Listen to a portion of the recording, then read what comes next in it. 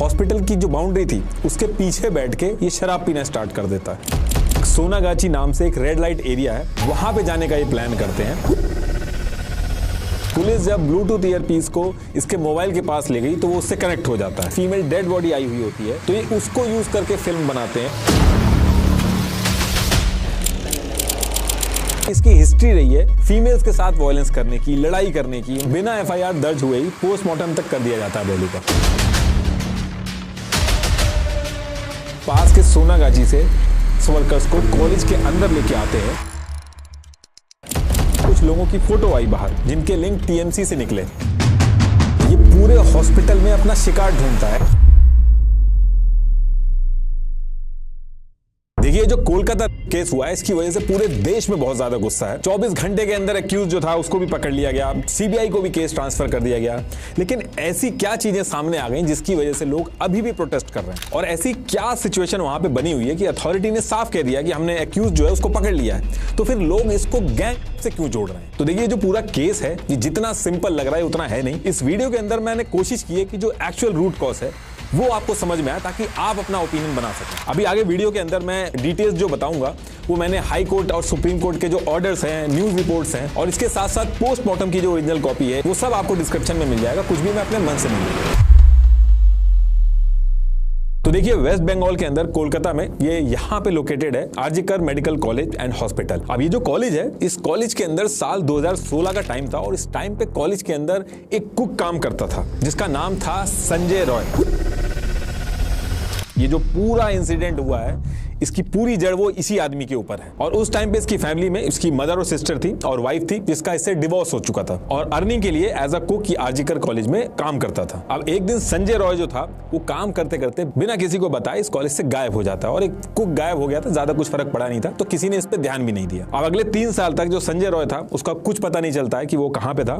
फिर 3 साल बाद यानी कि ईयर 2019 में संजय रॉय वेस्ट बंगाल की सिविक वॉलंटियर फोर्स को ज्वाइन कर लेता है। एक्चुअली वेस्ट बंगाल पुलिस में वर्क फोर्स कम होने की वजह से साल 2012 में वेस्ट बंगाल गवर्नमेंट जो थी वो सिविक वॉलंटियर फोर्स का कॉन्सेप्ट लेके आई थी, जिसमें टेम्परेरी बेसिस पे पुलिस के सपोर्ट के लिए सिविक वॉलंटियर रखे जाने लगे जो पुलिस के अलग अलग कामों में हेल्प करते थे, और जितना ये काम करते थे उसकी जरूरत के हिसाब से इनको पैसा दे दिया जाता था। 12,000 रुपए दिए जाते थे। शुरू में संजय रॉय जो था उसने सिविक वॉलंटियर फोर्स के डिजास्टर मैनेजमेंट ग्रुप को ज्वाइन किया था, लेकिन कुछ जुगाड़ लगा के नेताओं की चापलूसी वगैरह करके इसने अपने आप को डिजास्टर मैनेजमेंट से शिफ्ट करके सिविक वॉलंटियर फोर्स के वेलफेयर सेल में शिफ्ट करा लिया था। क्योंकि वेलफेयर सेल जो था उसमें हॉस्पिटल वगैरह आते थे, तो जुगाड़ से हॉस्पिटल के अंदर फ्री में बेड दिलवा के एडमिशन करा के ऊपरी कमाई बहुत होती थी, तो हर करप्ट सिविक वॉलंटियर जो था वो इसी सेल में जाना चाहता था। तो अपने आप को इस डिपार्टमेंट में शिफ्ट करा के डेली बेसिस पे ये गवर्नमेंट हॉस्पिटल में जाने लगा और ऊपरी कमाई करने लगा। तो शिफ्ट होने के बाद ये जो आरजीकर मेडिकल कॉलेज था इसके अंदर इसका आना जाना बहुत रेगुलर हो गया। कोई इसको रोकता टोकता नहीं था। ये जाके वहां पे पेशेंट्स को फ्री में जुगाड़ लगा के बेड्स वगैरह दिलवाता था और पैसे बनाता था। वेलफेयर सेल में शिफ्ट होने के बाद संजय रॉय जो था वो कोलकाता पुलिस की 4th बटालियन में आ गया था, क्योंकि वेलफेयर सेल इसके अंडर ही आती है। तो करीब 1 साल के अंदर ही आरजीकर मेडिकल कॉलेज के अंदर इसकी पकड़ बहुत अच्छी हो गई थी। आना जाना तो पहले से था ही था इसका, क्योंकि पहले इसने बॉक्सिंग वगैरह भी करी थी। तो इसकी वजह से इसको आरजीकर हॉस्पिटल के इमरजेंसी गेट और ट्रॉमा वार्ड के आसपास सिक्योरिटी संभालने का काम दिया गया। लेकिन इसका जो मेन फोकस था वो ब्रोकर की तरह बस बेड वगैरह दिला के पैसा कमाने में था, अपने कनेक्शन बनाने में था। और इसके साथ साथ जो नए लड़के आते थे उनसे पैसे लेके उनको सिविक वॉलंटियर भी बनवाता था। अब देखिए जैसे कांग्रेस की स्टूडेंट विंग है NSUI, ऐसे ही बीजेपी की ABVP है, ऐसे ही तृणमूल कांग्रेस की स्टूडेंट विंग है तृणमूल छात्र परिषद, जिसका काफी अच्छा इंफ्लुएंस है आरजीकर मेडिकल कॉलेज की स्टूडेंट यूनियन में। और आरजीकर मेडिकल कॉलेज के जो स्टूडेंट इलेक्शंस होते हैं हर साल उसमें भी इनका बहुत अच्छा इंफ्लुएंस होता है। तो ये जो संजय था ये स्टूडेंट विंग के प्रोमिनेंट लीडर जो थे उनकी भी बहुत चापलूसी करता था, और उनसे इसने काफी अच्छे लिंक बना लिए थे। एक पुलिस वेलफेयर बोर्ड होता है जिसमें 14 मेंबर्स की सेंट्रल कमेटी होती है, जिसमें पुलिस की फैमिली वगैरह जो होती है उनके वेलफेयर के लिए काम होता है। तो इसके लिंक इतने स्ट्रांग हो गए थे कि इस वेलफेयर के अंदर इसको भी रखा गया था। इनफैक्ट ये भी कहा गया कि इसके चक्कर में यानी कि इसके डिसअप्रूवल की वजह से कई पुलिस का ट्रांसफर भी हुआ। इसकी वजह से इसकी कंप्लेन भी हुई थी कि थाला पुलिस स्टेशन और श्याम बाजार पुलिस स्टेशन जो है वहां के 6 पुलिस वालों का ट्रांसफर में भी इसका बहुत बड़ा रोल रहा था। और उस टाइम पे जो इशू हुआ था ट्रांसफर वाला जिसमें संजय रॉय का नाम आया था, इसको टाइम्स ऑफ इंडिया ने भी रिपोर्ट किया था, लेकिन उसके बाद भी कुछ नहीं हुआ। हुआ। अब इसके साथ साथ सेम ईयर यानी कि 2020 में संजय रॉय को हॉस्पिटल के अंदर रहने के लिए बैरक भी मिला, जो जनरली पुलिस कांस्टेबल ओसी रैंक के होते हैं उनके लिए होता है। तो ये बैरक इसको भी मिलता। उस टाइम पे जो बैरक था ये एएसआई अनूप दत्ता का था, जिसको संजय रॉय यूज करने लगा था। इसको एएसआई दत्ता के भी बहुत करीब माना जाता है। अभी रिसेंटली भी आपने फुटेज वगैरह देखी होंगी न्यूज मीडिया में, एएसआई दत्ता जो थे वो भाग रहे थे और मीडिया उनका पीछा कर रही थी, तो इनकी भी इंक्वायरी हो रही है इस समय, अभी आएंगे उस पर भी। तो संजय रॉय को डेली 5 लीटर पेट्रोल मिलता था इसकी बाइक के लिए, काम के हिसाब से 12,000 रुपए भी मिलते थे, हॉस्पिटल में फ्री बेड वगैरह दिलवा के इसकी कमाई तो ऊपर से हो ही रही थी, तो इसकी हर तरफ से इसके मजे थे। अब इसके 1 साल बाद यानी कि ईयर 2021 में आरजीकल हॉस्पिटल में एक बड़ा चेंज होता है। आरजीकल कॉलेज के अंदर एक नए प्रिंसिपल बनाए जाते हैं, डॉक्टर संदीप घोष। ये इससे पहले नेशनल मेडिकल कॉलेज के वाइस प्रेसिडेंट भी थे, तो वहां पे काफी एलिगेशन वगैरह लगे इनके ऊपर, तो इनका ट्रांसफर करके आरजीकल मेडिकल कॉलेज में लाया गया प्रिंसिपल बना के। और जब ये प्रिंसिपल बने थे तो आरजीकल कॉलेज के अंदर ही 16 साल से डेप्यूटी सुपरिटेंडेंट अख्तर अली जो थे, उनका ये कहना था, और ये चीज उन्होंने ऑन रिकॉर्ड भी बोली थी, कि उन्होंने ऑब्जर्व किया कि ये सिविक वॉलंटियर संजय रॉय जो है ये प्रिंसिपल के बहुत क्लोज हो गया था उस टाइम पे। जो प्रिंसिपल के 4 खास लोग थे, जैसे अफसर खान, जैसे सोनू, तो उसमें ये संजय रॉय भी एक था। और यही वो टाइम था, इस टाइम पे संजय रॉय जो था उसने अपने आसपास के लोगों पे इन्फ्लुएंस बनाने के लिए अपनी बाइक के ऊपर कोलकाता पुलिस लिखवा दिया था, जबकि वो सिविक वॉलंटियर था। और जो वो टी शर्ट भी पहनता था उसके ऊपर भी इसने कोलकाता पुलिस लिखवा लिया था। उसके आसपास के जो लोग थे वो इसको पुलिस समझते थे, उनको डिफरेंस नहीं पता था सिविक वॉलंटियर और पुलिस फोर्स में। और इस टाइम पे इसका काफी अच्छा रुतबा था। हॉस्पिटल के कैंपस के अंदर भी इसकी बहुत चलती थी, बिना किसी गार्ड के रोक टोक के आराम से जिस वार्ड में जाना चाहता था, जिस फ्लोर में जाना चाहता था, जिस रूम में जाना चाहता था, बड़े आराम से जाता था। और 2022 का जब टाइम आता तो ये दोबारा से भी शादी करता है और बिना किसी दिक्कत के इसकी आराम से शादी हो जाती है। लेकिन शादी के कुछ ही दिन बाद ये डोमेस्टिक वायलेंस शुरू कर देता है। जैसे अपनी पहली पत्नी को मारता था, ठीक उसी तरीके से इसके साथ भी इसने मारापीटी शुरू कर दी थी। लेकिन हद तो तब पार हो गई थी जब इसकी वाइफ 3 मंथ प्रेग्नेंट थी और इसने उसके बाद भी इसको लात मार दी थी। इसकी तबीयत बहुत ज्यादा खराब हो गई थी, इलाज भी नहीं कराता था, मारता अलग से था। और फिर इसको लेके पुलिस स्टेशन में इसकी कंप्लेन भी होती है, लड़की की माँ आती है और वो कंप्लेन करती है। और इसके बाद भी जब कुछ नहीं होता है तो लड़की की माँ थक हार के अपनी बेटी को वापस ले जाती है। लेकिन कुछ ही टाइम बाद इसकी जो दूसरी वाइफ थी उसकी भी डेथ हो जाती है। उसमें बीमार गिरा, मारा धारा, बीमार गिरा, 3 महीना का पेट में बच्चा था, वो भी खराब किया। फिर पुलिस को रिपोर्ट लिखा, पुलिस रिपोर्ट लिया कालीगंज थाना में। अब इसके बाद ईयर आता है 2023। इस टाइम पे संजय रॉय आराम से अपनी जिंदगी काट रहा था, लेकिन इस टाइम पे प्रिंसिपल जो थे आरजीकल कॉलेज के, उनका टाइम सही नहीं चल रहा था। और जून 2023 में बात काफी ज्यादा आगे बढ़ गई थी और लोगों ने, स्टूडेंट्स ने, जो स्टाफ थे, उन्होंने एलिगेशन लगाना चालू कर दिए थे कि ये जो प्रिंसिपल है ये करप्ट है, फाइनेंशियल फ्रॉड करे, इसने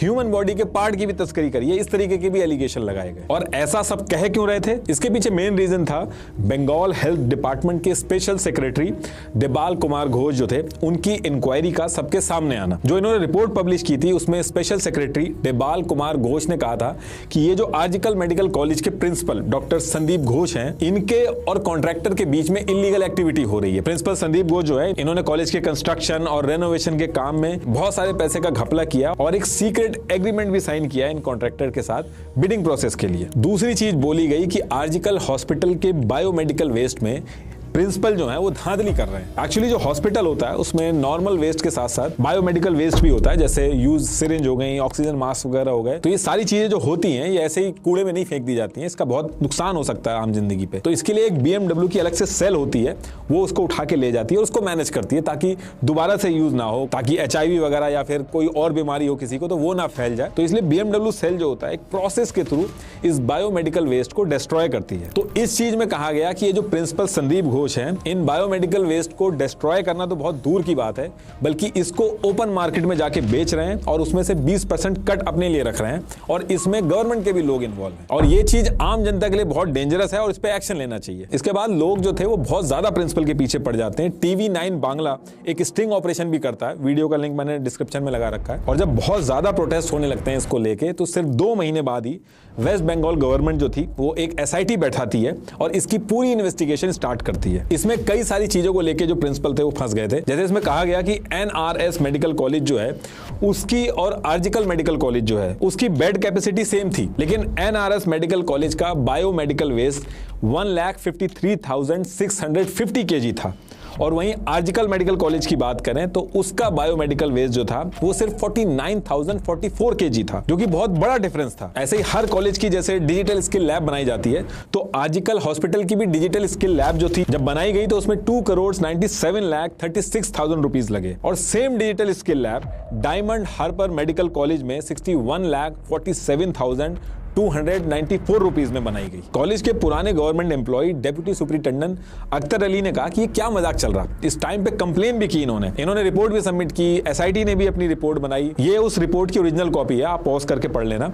साइड में सारे एविडेंस मेंशन है और राइट में जो ऑफिशियल्स के ऑब्जर्वेशन थे वो सारे मेंशन है। इसमें बांग्लादेशी लोगों के भी कई नाम आए, सारे लिंक आपको डिस्क्रिप्शन में मिल जाएंगे। और उसके बाद लोग खुल के प्रिंसिपल के अगेंस्ट में बोलने लगे। अगस्त 2023 में कोलकाता पुलिस जो थी उसने डॉक्टर संदीप घोष के ऊपर under the prevention of corruption act, financial misconduct, multiple case register किए। और जब कुछ होता नहीं है तो कॉलेज के डेप्यूटी सुपरिटेंडेंट अख्तर अली जो थे वो प्रिंसिपल के पीछे पड़ गए। उन्होंने अलग से रिपोर्टें बना के anti corruption department, vigilance department, health care department, सबको ये रिपोर्टें भेजना चालू किया। अख्तर अली ने ममता बनर्जी को भी लेटर लिखा और जब अख्तर अली मान नहीं रहे थे, बहुत ज्यादा कर रहे थे, तो उल्टा उनका ट्रांसफर हो गया कॉलेज से। लेकिन कुछ टाइम बाद स्टूडेंट्स ने यह कहा कि प्रिंसिपल उनके अगेंस्ट में जाने की वजह से, स्ट्राइक करने की वजह से उनको जानबूझ के फेल कर रहे हैं। थ्योरी में जिनके 70 मार्क्स थे वो भी प्रैक्टिकल में फेल हो रहे थे और इंटर्नशिप कंप्लीशन सर्टिफिकेट जो था वो भी नहीं मिल रहा था। इसके बिना स्टूडेंट जो है वो रजिस्ट्रेशन नहीं मिलता उनको, स्टूडेंट्स जो है वो प्रैक्टिस नहीं कर सकते। बात यहां तक बढ़ गई थी, कई मेडिकल स्टूडेंट्स ने प्रिंसिपल को मारने के लिए दौड़ा भी लिया था। ओरिजिनल वीडियो आप सर्च करोगे तो आपको मिल जाएगी। प्रिंसिपल को कॉलेज के अंदर चलने के लिए बाउंसर रखना पड़ता था। तो अभी जो प्रोटेस्ट चल रहे हैं उसमें ये वाले स्टूडेंट्स भी हैं जो पहले से ही खुश नहीं है इनसे। तो अब आते हैं करंट सिचुएशन में। तो इधर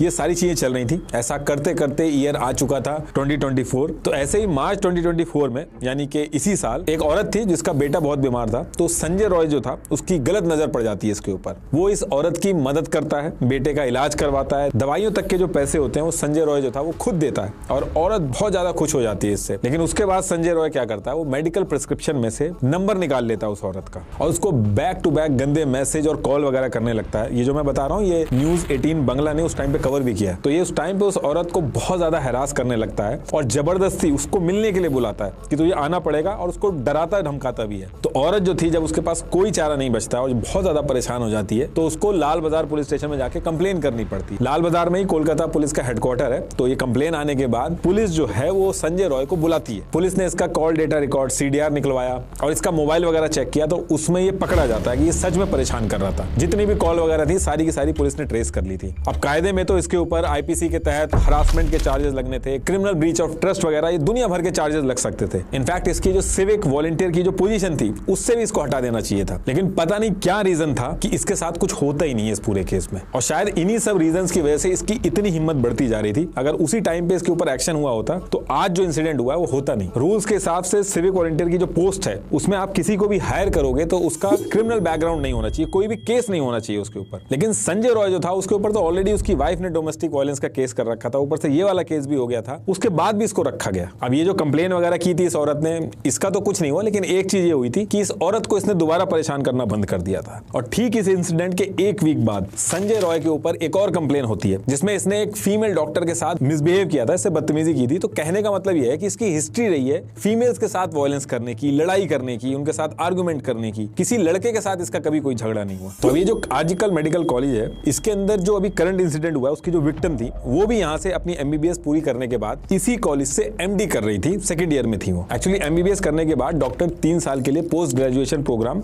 MD या फिर MS ऑप्ट करते हैं। इनको रेसिडेंट डॉक्टर बोला जाता है। इंडिया के अंदर रेसिडेंट डॉक्टर जो होते हैं उनकी हालत बहुत खराब रहती है, उसे बहुत ज्यादा काम कराया जाता है। एक तरह से हॉस्पिटल जो है वही इनका रेसिडेंट बन जाता है, इसीलिए इनको रेसिडेंट डॉक्टर बोला जाता है। तो ऐसे आर्जिकल कॉलेज में ऐसे 300-400 से ज्यादा रेसिडेंट डॉक्टर थे। और विक्टिम जो थी, जो यहाँ से अपनी MD कर रही थी पूरी, वो अपने माँ बाप की अकेली लड़की थी। पेरेंट जो थे इनके, इन्होंने अपनी बेटी को बहुत ही मेहनत से कमा के पढ़ाया था। फादर इनके टेलर थे, तो फाइनेंशियल कंडीशन भी इनकी कोई अच्छी नहीं थी। पूरी फैमिली जो थी इस कॉलेज से MD पूरे होने का इंतजार कर रही थी, क्योंकि सेकंड ईयर में थी तो बहुत कम टाइम बचा था ताकि जल्दी से डॉक्टर बन सके। तो अब यहाँ से होता क्या है कि अगस्त मंथ का फर्स्ट वीक स्टार्ट हो चुका था और 5th ऑफ अगस्त से 8th ऑफ अगस्त, इसी साल की मैं बात कर रहा हूँ 2024 की, ये जो संजय रॉय था ये as a civic assistant Kharagpur के सालुआ जाना पड़ता है सिविक वॉलंटियर के किसी काम की वजह से। अभी वहां पे जाता है और 8 अगस्त को वापस आता है, और यही वो दिन था जिस दिन संजय रॉय इस हॉस्पिटल की हिस्ट्री का सबसे बड़ा क्राइम करने वाला था। तो इस जिस दिन यानी कि 8 अगस्त 2024 को दिन में ही संजय रॉय जो था वो हॉस्पिटल में आता है। एक पेशेंट का एडमिशन कराना था इसको। ये पेशेंट जो था वो इसके ही जैसे एक सिविक वॉलंटियर था,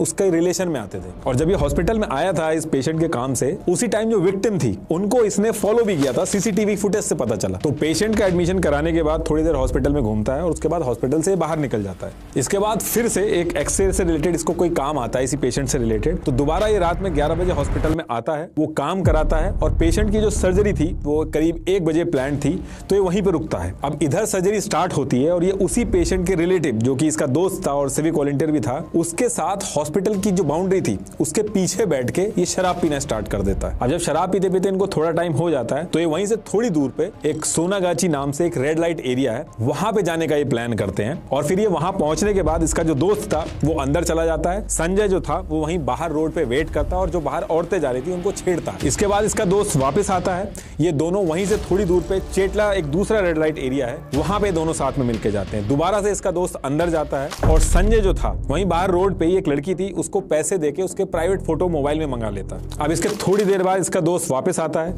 ये दोनों उसी एरिया में घूमते हैं और उसके बाद इसका जो दोस्त होता है वो उबर बाइक को बुक करता है और वहां से दोस्त निकल जाता है। अब यहां से संजय जो था वो नशे की हालत में धुत था और अकेला था। यहां से वो वायलेंट एडल्ट कंटेंट देखता अपने मोबाइल में, दोबारा से अल्कोहल जाके पीता है और फिर ये कुछ देर बाद हॉस्पिटल की तरफ जाना स्टार्ट कर देता है। इस टाइम करीब 2 से 2:30 बज रहे थे और ये हॉस्पिटल की तरफ बढ़ने लगता है। वहीं दूसरी तरफ जो विक्टिम थी वो भी हॉस्पिटल में आई थी, उनकी 36 आवर की शिफ्ट चल रही थी जिसमें कॉन्टिन्यूअसली लिमिटेड ब्रेक्स के साथ 36 आवर्स तक काम करना होता है और इस टाइम पे आप घर नहीं जा सकते, उसी हॉस्पिटल में रहना होता है। तो सोना खाना पीना सब कुछ हॉस्पिटल में ही करना होता है। तो लास्ट 36 आवर्स से हॉस्पिटल में ही थी। रात में करीब 11 बजे के करीब ये जो विक्टिम थी इनकी अपने पेरेंट्स से फोन पे बात होती है। उसके बाद इनको भूख लगती है तो जो विक्टिम थी वो अपने फर्स्ट ईयर के 2 जूनियर थे इनके, ऑर्को और सौमित्रा, उनके साथ मिलकर बाहर से फूड ऑर्डर करती हैं। और उसके बाद ये लोग प्लान करते हैं कि नीरज चोपड़ा का ओलंपिक में उस समय लाइव जैवलिन थ्रो होना था तो उसको देखने का प्लान करते हैं। और टीवी जो था वो 3rd फ्लोर पे सेमिनार हॉल में था। तो ये तीनों लोग 3rd फ्लोर पे सेमिनार हॉल में पहुंचते हैं और ये तीनों ही चेस्ट मेडिसिन डिपार्टमेंट के ही थे। अब इसके बाद ये जो टीवी पे लाइव मैच देख रहे थे वो खत्म हो जाता है। ऑर्को और सौमित्रा जो थे वो सेमिनार हॉल से चले जाते हैं और विक्टिम वहीं अपनी स्टडी करती हैं। इसी सेमिनार हॉल में रात के 2 बज रहे थे और एक स्टाफ मेंबर था वो विक्टिम के पास जाता है और पेशेंट के ट्रीटमेंट के बारे में कुछ चीजें डिस्कस करता है और फिर चला जाता है। तब तक सारी चीजें ठीक थी।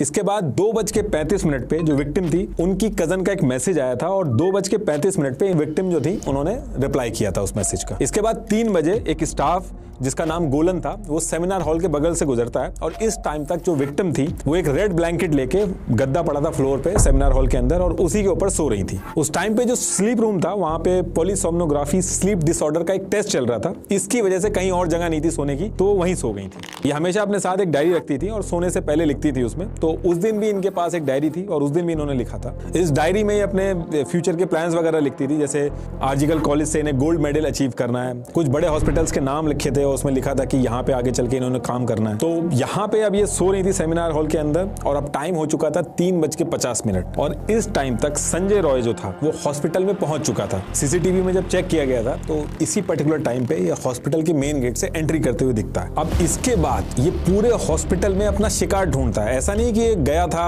वहां पे धोखे से मिल गई, ये एक्चुअल में वहां पे अलग अलग ऑपरेशन थिएटर थे, टेस्ट डिपार्टमेंट थे। ये वहां जाके देखता है कि कहीं कोई फीमेल पेशेंट हो, बेहोश हो, तो एक्चुअल में किसी को ढूंढ रहा था कि कोई क्राइम करने के लिए मिल जाए, क्योंकि सीसीटीवी में देखा गया है कि अलग अलग रूम में जा जाके ये देख रहा था। और फिर 4:03 पे 3rd फ्लोर पे पहुंचता है और सेमिनार हॉल में घुस जाता है। ये इसकी ओरिजिनल पिक है सीसीटीवी से निकली हुई। जब ये सेमिनार हॉल में घुस रहा था तो इसके गले के अंदर एक ब्लूटूथ ईयरपीस था और इसी ब्लूटूथ डिवाइस की वजह से आगे चल के पकड़ा जाएगा, अभी आएगा आगे। सेमिनार हॉल में पहुंचने के बाद ये वहां विक्टिम को देखता है और फिर अटैक कर देता है, गला दबाता है, काफी ज्यादा मारता है। विक्टिम बहुत ज्यादा स्ट्रगल करती है। 4:03 पे सेमिनार हॉल में घुसा था और पोस्टमार्टम में 4:15 के बाद का टाइम मेंशन था डेथ का, तो इसका मतलब है कि काफी देर तक स्ट्रगल हुआ था। और सेमिनार हॉल जो था वहां पे स्पीचेस वगैरह दी जाती थी और साउंड प्रूफिंग थी वहां पे, तो इसकी वजह से जो भी हल्ला हो रहा था वो बाहर आवाज नहीं जा पा रही थी। बाकी जो डिटेल्स हैं वो आपको ऑलरेडी पता है तो उसकी डिटेल में मैं नहीं जाऊंगा, लेकिन इसने अपनी सारी लिमिट तोड़ दी थी और ये क्राइम करने के बाद करीब 4:40 पे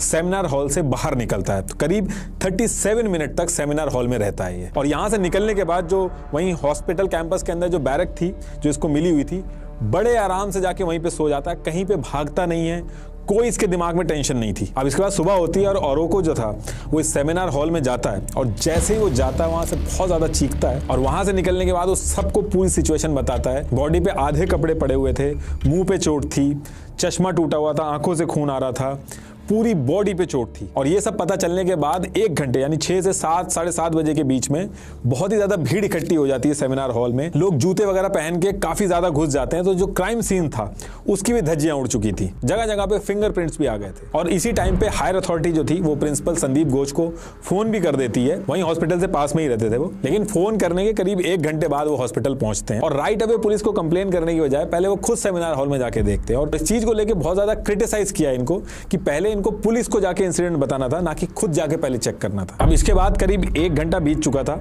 और जो प्रिंसिपल थे वो अपने ऑफिस में पहुंचते हैं और वहां से पुलिस को फोन करके इन्फॉर्म करते हैं। और सेम टाइम पे कॉलेज के असिस्टेंट सुपरिटेंडेंट करीब 10:50 के करीब विक्टिम के घर पे फोन मिलाते हैं। विक्टिम की मदर फोन उठाती हैं और उनसे कहते हैं कि आपकी बेटी की तबीयत खराब है, आप कॉलेज आ जाइए, और इसके अलावा और कुछ नहीं कहते और फोन काट देते हैं। अब ये सारी चीजें सुन के विक्टिम के घर वाले दोबारा कॉल करते हैं कि क्या हुआ, दोबारा से फोन मिलाते हैं। तो पेरेंट्स के अकॉर्डिंग असिस्टेंट सुपरिटेंडेंट ने कहा कि आपकी लड़की ने सुसाइड कर लिया है। और ये सारी चीजें सुनते ही घर वालों के होश उड़ जाते हैं और वो कॉलेज की तरफ दौड़ना स्टार्ट करते हैं। और वहीं दूसरी तरफ कॉलेज के अंदर करीब 11:30 पे एडिशनल कमिश्नर ऑफ पुलिस और फोरेंसिक टीम जो थी वो क्राइम सीन पे पहुंच गई थी। लोग बहुत ज्यादा प्रेशर बनाते हैं कि सारी की सारी चीजें जो हैं वो जुडिशियल मजिस्ट्रेट जो हैं उनके सामने ही होगी, क्योंकि उनको जो इससे पहले जो चीजें हुई थी उसको लेके डाउट था। इसलिए वो कहते हैं कि जुडिशियल मजिस्ट्रेट जो है उनके सामने ही सारी चीजें होंगी। अब सेम टाइम पे करीब 12 बजे पेरेंट्स जो थे वो भी कॉलेज पहुंच जाते हैं और पेरेंट्स जो थे वो पहुंचते ही कहते हैं कि उनको अपनी बेटी से मिलना है, लेकिन उनको मिलने नहीं दिया जाता है। 3 घंटे तक वो कॉन्टिन्यूसली ट्राई करते हैं कि अपनी बेटी को एक बार देख लें, लेकिन उनको नहीं मिलने दिया जाता है। इसके बाद 3:30 पे पेरेंट्स को उनकी बेटी की बॉडी दिखाई जाती है और पेरेंट्स देखते ही कहते हैं कि ये कोई सुसाइड नहीं है, आप कैसी बात कर रहे हो, ये तो किसी ने मारा है। अब यहाँ से बात फैलने लगती है और जितने भी डॉक्टर्स थे वो सब काम वगैरह छोड़ के इकट्ठा होना स्टार्ट हो जाते हैं। बहुत ही गुस्से में थे सारे लोग, क्योंकि एक ऑन ड्यूटी डॉक्टर के साथ इतनी बड़ी चीज हो गई थी। अब शाम के 6 बजते जो बॉडी थी उसको ऑटोप्सी के लिए भेज दिया जाता है। और इस टाइम पे विक्टिम की जो दोस्त थी वो बहुत समझदारी दिखाती है, वो कहती है कि बिना वीडियोग्राफी के कोई भी ऑटोप्सी नहीं होगी। तो वो इस चीज की डिमांड रख देती है वहां पे, और इसकी वजह से जो ऑटोप्सी होती है वो पूरी की पूरी उसकी वीडियो रिकॉर्डिंग होती है। और इनिशियल रिपोर्ट में जब बताया जाता है कि कहां पे चोट लगी है तो सब लोग समझ जाते हैं कि ये कोई सुसाइड का केस नहीं है, ये तो का केस है।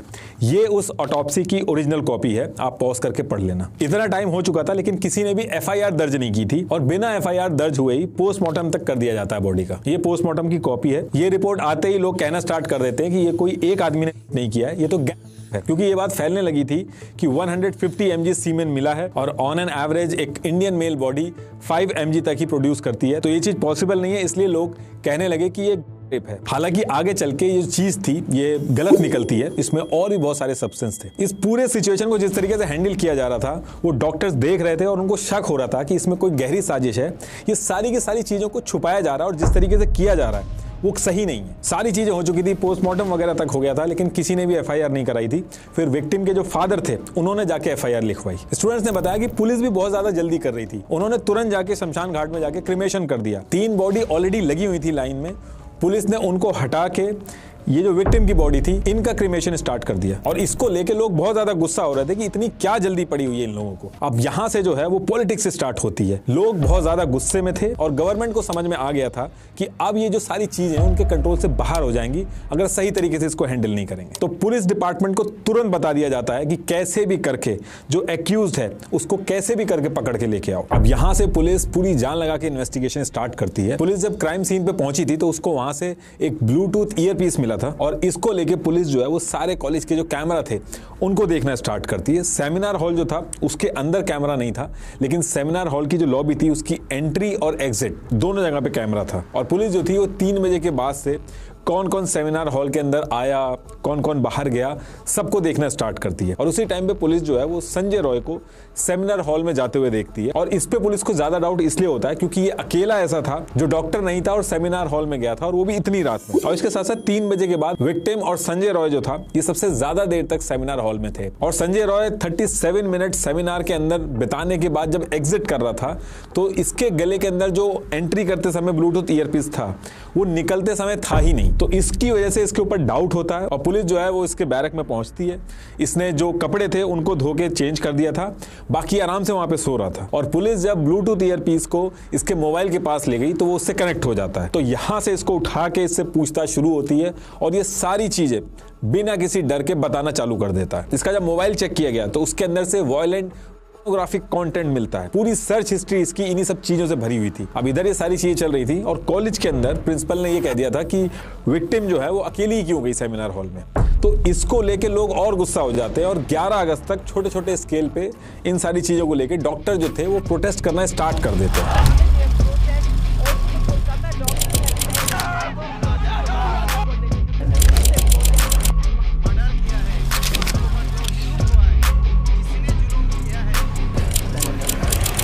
और प्रिंसिपल का रेजिग्नेशन मांगना भी स्टार्ट होता है कि इनका जरूर कुछ लिंक निकलेगा इसमें। और स्टूडेंट जो थे वो ऑन रिकॉर्ड बोल रहे थे कि ये जो एविडेंस है ये जानबूझ के मिटाए जा रहे हैं। आरजीकर कॉलेज के अंदर सारी चीजें सही से नहीं हो रही हैं, जरूर इसमें कुछ दिक्कत है। और इसमें सबसे ज्यादा हैरानी की बात ये थी कि एक तरफ इतना बड़ा केस हो गया था, उसी टाइम पे सेम फ्लोर पे सेमिनार हॉल जो था उससे 20 मीटर दूर पे कंस्ट्रक्शन का काम स्टार्ट करवा दिया मैनेजमेंट ने। और इसके अगले ही दिन इतना ज्यादा प्रेशर गवर्नमेंट और प्रिंसिपल के ऊपर हो जाता है कि प्रिंसिपल रिजाइन कर देता है। लेकिन उसका रिजाइन एक्सेप्ट करने की बजाय उसको national medical college and hospital जो कि कोलकाता में ही है वहां पे उसका ट्रांसफर कर दिया जाता है। इसको प्रमोशन की तरह देखा जाता है कि एक तरफ इतना कुछ हो गया है और उसको सेम पोजीशन पे दूसरे और अच्छे कॉलेज में डाल दिया जा रहा है। लिंक में मैंने हाई कोर्ट के ऑर्डर की कॉपी लगाई है, आप जरूर एक बार देखिएगा।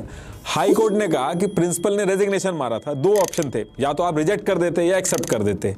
इन दोनों ऑप्शन के अलावा आपने ट्रांसफर क्यों किया, ये चीज आपको हाई कोर्ट के जजमेंट के 10th पेज के 23rd पॉइंट पे ये चीज मिल जाएगी। हाई कोर्ट ने बहुत ज्यादा हार्श लैंग्वेज का यूज करके गवर्नमेंट को बहुत ज्यादा फटकार लगाई, लाइन बाय लाइन गलतियां बताई इस पूरी सिचुएशन में कि प्रिंसिपल ने जिस तरीके से सिचुएशन को हैंडल किया उसको सजा देने की बजाय उसको प्रमोशन दिया जा रहा है, उसको और अच्छे मेडिकल कॉलेज में भेजा जा रहा है। और इसके साथ साथ एक चीज और बोली हाई कोर्ट ने कि अथॉरिटी जो थी वो विक्टिम की फैमिली के साथ नहीं खड़ी थी। और फिर इन सारी चीजों को देखते हुए ये जो केस था यानी कि रिट पिटीशन 332 ऑफ 2024 इसको 13 अगस्त को सीबीआई को ट्रांसफर कर दिया जाता है। अभी जो सिचुएशन थी यहां पे भी प्रोटेस्ट ऐसा था कि गवर्नमेंट के कंट्रोल में था, लेकिन इसके अगले दिन यानी कि 14 अगस्त को एक प्रेसिडेंसी कॉलेज की स्टूडेंट थी रिमझिम सिन्हा, इन्होंने एक पोस्ट डाल दिया फेसबुक पे कि सारे लोग रात में 8B बस स्टैंड जादवपुर में इकट्ठा हो जाओ। रिक्लेम द नाइट के नाम से एक पीसफुल प्रोटेस्ट करना था, वुमेन सेफ्टी को लेके, इंसाफ मिले विक्टिम को, इन सारी चीजों को लेके एक प्रोटेस्ट करना था। अब ये एक ऐसा प्रोटेस्ट बन गया कि यहाँ पे काफी भीड़ इकट्ठा हो गई और ये वो टाइम था जब कॉलेज के अंदर से बात निकल के पूरे कोलकाता और इंडिया के अंदर पहुंच गई थी और ममता बनर्जी के लिए भी बहुत बड़ी दिक्कतें चालू हो गई थी। ये कुछ डिमांड थी जो उन्होंने मांगी थी प्रोटेस्ट के टाइम पे। अब जब ये प्रोटेस्ट चल रहा था और आउट ऑफ कंट्रोल हो रहा था और दिक्कतें गवर्नमेंट के लिए चालू हो रही थी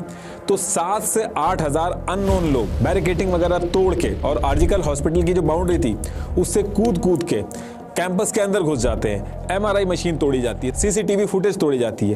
प्रोटेस्ट जो लोग कर रहे थे उनको भागना पड़ता है। हॉस्टल के अंदर जो लड़कियां थी वो भी और ज्यादा परेशान हो जाती है कि अब ये सब क्या चीजें चल रही। और इसके साथ साथ ये जो अननोन लोग थे ये 3rd फ्लोर पे भी घुसने का ट्राई करते हैं जहां ये क्राइम हुआ था। पुलिस भी कुछ नहीं कर पाती, पुलिस कुछ करने की बजाय टॉयलेट में छुप जाती है। ये देखिए इस तरीके से ये हाल कर दिया था इन लोगों ने। अब बात यहाँ पे ये थी कि जो स्टूडेंट प्रोटेस्ट कर रहे हैं इससे दिक्कत किसको होगी, कौन इनको भेजेगा इस प्रोटेस्ट को खराब करने के लिए। तो इसकी वजह से चीजें और खराब हुई और सीधे जो जवाबदेही थी वो गवर्नमेंट की बन रही थी। अब ये जो भीड़ आई थी इस भीड़ में से कुछ लोगों को पहचाना गया, उनकी फोटो बाहर आ गई। इंडियन एक्सप्रेस ने एक रिपोर्ट पब्लिश की थी जिसमें भीड़ में से कुछ लोगों की फोटो आई बाहर जिनके लिंक टीएमसी से निकले। पहली फोटो सौमिक दास, ये Sukanta Sen Sharma local TMC leader है, उनके लिए काम करता था। लेकिन टीएमसी ने इस पे क्लैरिफिकेशन दिया कि सपोर्टर तो ऐसे कोई भी हो सकता है, इसमें हमारा कोई लिंक नहीं है। दूसरी फोटो में ऋषिकांत मिश्रा दिखा, ये भी टीएमसी का वर्कर है और साथ में बिल्डिंग मटेरियल सप्लायर है। ऐसे ही शुभोदीप कुंडू, इसके आगे जो खड़ा है सौम्यदीप, ये दोनों भी टीएमसी से निकले। ऐसे ही तुलसी हल्दर, ये भी टीएमसी से है। तो ऐसे करके और भी लोगों के नाम आए जिनका लिंक टीएमसी से निकला। तो यहां से भीड़ और गुस्सा हो गई कि 100-200 लोग नहीं थे, ये कई हजार लोग थे। वेल कोऑर्डिनेटेड तरीके से एक ही जगह पे एक ही टाइम पे step by step seminar hall की तरफ कैसे पहुंच गए थे लोग। अब देखिए जो पूरे प्रोटेस्ट चल रहे थे, ये पूरी सिचुएशन जो चल रही थी, इसमें अब आपका एक क्वेश्चन ये होगा कि 24 घंटे के अंदर जिसने क्राइम किया उसको पकड़ लिया, जो केस है वो भी सीबीआई को ट्रांसफर कर दिया गया। तो ये प्रोटेस्ट हो क्यों रहे हैं? तो देखिए, ये जो हॉस्पिटल है इसकी जो पुरानी हिस्ट्री है उसकी वजह से जो लोग हैं, जो स्टूडेंट्स हैं, जो डॉक्टर्स हैं, वो इस इंसिडेंट में पूरी तरीके से यकीन नहीं करना चाह रहे हैं। इस हॉस्पिटल की हिस्ट्री की वजह से लोग कह रहे हैं कि केस इतना सिंपल नहीं है, इसमें और गहरी साजिश है, इसलिए इसमें फेयर इंक्वायरी होनी चाहिए, जो कि नहीं हो रही है। एक्चुअली हुआ क्या था कि ईयर 2001 में बैरकपुर में एक सौमित्रा विश्वास नाम का एक लड़का रहता था। उसने अगस्त के मंथ में अपने पेरेंट्स को बताया था कि आरजीकर हॉस्पिटल जो है, यहाँ पे सारी चीजें सही नहीं चल रही हैं, यहाँ पे कुछ गलत काम होते हैं। और फिर इसके कुछ दिन बाद यानी कि 25 अगस्त 2021 को आरजीकर कॉलेज में सौमित्रा विश्वास से लटके हुए मिलते हैं। और अभी जो केस चल रहा है, इसी तरीके से कोलकाता पुलिस आई थी, कुछ इन्वेस्टिगेशन की थी और उन्होंने अपनी रिपोर्ट में कह दिया था कि ये केस है। और जैसे ही वो ये कहते हैं कि केस है, माँ बाप साफ मना कर देते कि लड़का खुश था, कोई दिक्कत नहीं थी, ये कोई केस नहीं है, बल्कि किया गया। सौमित्रा के जो माँ बाप थे वो गवर्नमेंट को मल्टीपल लेटर लिखते हैं कि आरजीकर कॉलेज जो है वहां पे कुछ गड़बड़ चल रही है, उनका बेटा ऐसा नहीं कर सकता, कुछ करिए इसको लेके। और जब कुछ नहीं होता है तो माँ बाप कोर्ट में चले जाते हैं और कोर्ट जो है वो सारी चीजें देखता है। उसके बाद सीबीआई तो नहीं लेकिन सीआईडी की जांच शुरू करवा दी जाती है। 2-3 साल तक इन्वेस्टिगेशन चलती है और इस इन्वेस्टिगेशन में कई स्टूडेंट्स और सौमित्रा के जो फ्रेंड थे उन्होंने अपने बयान में बोला कि आरजीकर कॉलेज की यूनियन के कुछ पावरफुल लोग यहाँ पे पोर्नोग्राफी का काम करते हैं। इस चीज के बारे में पता सबको है लेकिन कोई कुछ कर नहीं पाता है क्योंकि ये पावरफुल लोग हैं। आगे इसमें ये चीज कही गई कि ये लोग पास के सोनागाजी से वर्कर्स को कॉलेज के अंदर लेके आते हैं, उनसे पोर्नोग्राफिक कंटेंट बनाते हैं और जो फेमस हीरोइन होती हैं उनकी इमेज से इनको रिप्लेस कर देते हैं। और कई बार जब कोई अवेलेबल नहीं होता है तो आरजीकर हॉस्पिटल के अंदर कोई फ्रेश फीमेल डेड बॉडी आई हुई होती है तो ये उसको यूज करके फिल्म बनाते हैं और उसको बेचते हैं। और उस टाइम भी इसी आरजीकर हॉस्पिटल के अंदर सेमिनार हॉल और रूम नंबर 15 का नाम आया था। और ये भी इसमें कहा गया था कि कभी कभी कॉलेज की जो लड़कियां होती थी उनका फेस भी यूज कर लिया जाता था, उनकी फिल्म बनाई जाती थी क्योंकि वो ज्यादा जल्दी बिकती थी। तो इस केस में भी ये बताया गया कि एक बार सौमित्रा विश्वास जो थे उनकी गर्लफ्रेंड के बर्थडे की एक पिक थी, उसको इन लोगों ने निकाल के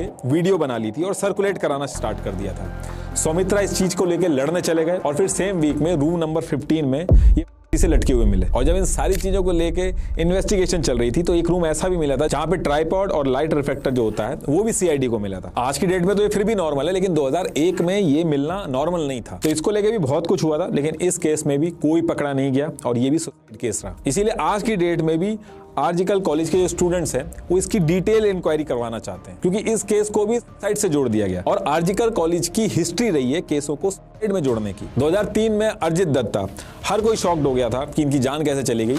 बाद में पता चला इन्होंने सुसाइड कर लिया। ऐसे ही 2016 में आरजीकर हॉस्पिटल की डिपार्टमेंट हेड गौतम पाल की बॉडी मिली, उनका भी बताया गया कि उन्होंने सुसाइड कर लिया। 2020 में भी पौलमी शाह के केस में बताया गया कि उन्होंने सुसाइड कर लिया। एक इंटर्न भी थी, उसका भी ये बताया गया कि ओवरडोज हो गई थी। इसीलिए सारे लोग इस पे एक डिटेल इंक्वायरी चाहते हैं कि एक्चुअल में चल क्या रहा है इस कॉलेज में, वो पता चले। ये कोई एक कोइंसिडेंस है या फिर कोई एक गहरी साजिश। अभी आज की डेट की बात करूं तो सीबीआई ने अपनी प्रोग्रेस रिपोर्ट जो है वो सबमिट कर दी है सुप्रीम कोर्ट में। सुप्रीम कोर्ट ने कड़ी फटकार लगाई है। इसमें यह कहा गया है कि क्राइम सीन से छेड़छाड़ हुई है। तो एक्चुअल में हुआ क्या है ये तो टाइम आने पे सामने आएगा, लेकिन देश के अंदर इसकी वजह से जगह जगह प्रोटेस्ट कर रहे हैं लोग डरे हुए हैं। माँ बाप अपने बच्चों को कहीं भेजने से डर रहे हैं। विक्टिम जो थी जिसके साथ ही इंसिडेंट हुआ है वो बहुत ही होनहार लड़की थी, उसके बारे में मैंने पढ़ा है, सारी चीजें मैं इंक्लूड नहीं कर सकता इस वीडियो में।